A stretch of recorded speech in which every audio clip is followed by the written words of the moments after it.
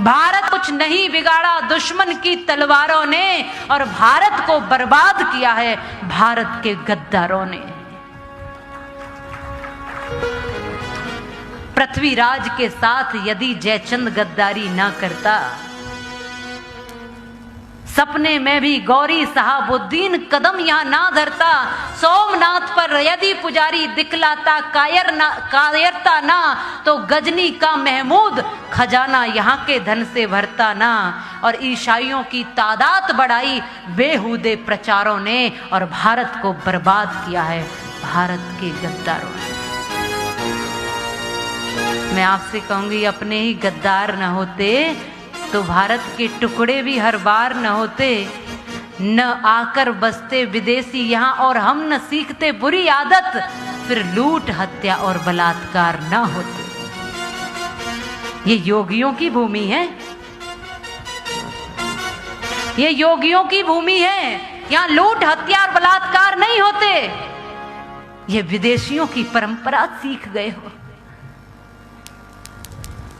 महाराणा प्रताप, उनके भाले को याद करो और शिवाजी की तलवार को याद करो। आप सब शिवाजी को महाराज मानते हो, सब पूजते हो ना। कितने लोग हैं जो शिवाजी महाराज को मानते हैं, पूजते हैं? मुझे हाथ खड़ा करके बताइए। तो शिवाजी महाराज के उस अपार संघर्ष को, साहस को, और उनकी उस चरित्र की नींव को देख लो एक बार। लूट हत्या और बलात्कार नहीं होते, क्योंकि ये योगियों की भूमि, ये महाराजाओं की, ये बलियों की, ये बलवानों की, ये ऋषियों की भूमि है। बीजापुर पर फतेह करने के बाद वहां के सम्राट की जो पुत्र वधू थी गौहरा बानू, वो जब सभा में पहुंची शिवाजी महाराज के,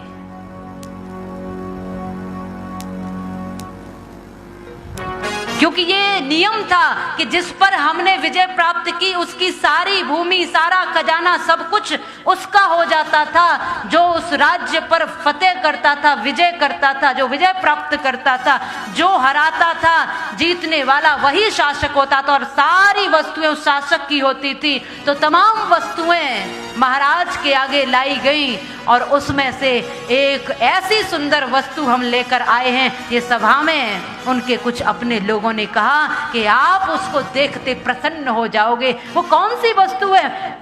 शिवाजी महाराज ने एकदम से पूछ लिया, ऐसी कौन सी वस्तु लाए हो वहां से? गौहरा बानू, जो सम्राट की पुत्र वधू थी, बड़ी सुंदर थी, बहुत रूपवान थी, उसको सामने खड़ा कर दिया। देखो महाराज, हम इसको लेकर आए हैं। अब ये आपकी गुलाम है, आपकी दासी है, अब ये आपकी वस्तु है। अब आपके लिए हम इस ऐसी वस्तु को लेकर आए हैं, क्योंकि सब कुछ आपका है, आपने फतेह की है, विजय हासिल की है। तो शिवाजी देखते ही रह गए, बड़े गौर से देखा। वो बहुत सुंदर थी, बड़े ध्यान से देखा। वो थरथर कांप रही थी उस सभा में, क्योंकि वो जानती थी कि यहाँ मेरा अपना कोई नहीं है, शत्रुओं के बीच में खड़ी हूं, न जाने कौन सा व्यवहार मेरे साथ होगा। मैं अपनी मर्यादा कैसे बचाऊं, अपनी लाज कैसे बचाऊं, शत्रुओं के बीच में खड़ी हूं। वो कांप रही थी, और शिवाजी महाराज ने उसको बड़े ध्यान से देखा, गौर से देखा। खड़े हुए उसके पास गए और उसको प्रणाम कहकर उसके चरणों में लेट गए, और मां कहकर संबोधन किया। मां,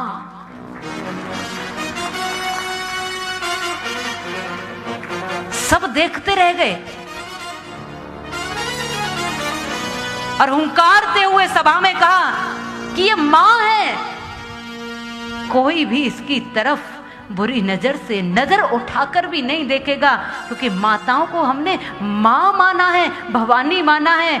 और मैं इसकी सुंदरता को बहुत देर से देख रहा हूं, और मैं मन ही मन सोच रहा हूं कि ये बहुत सुंदर है। अगर इतनी सुंदर मेरी मां जीजाबाई होती तो मैं भी इतना ही सुंदर होता। ये वो परंपरा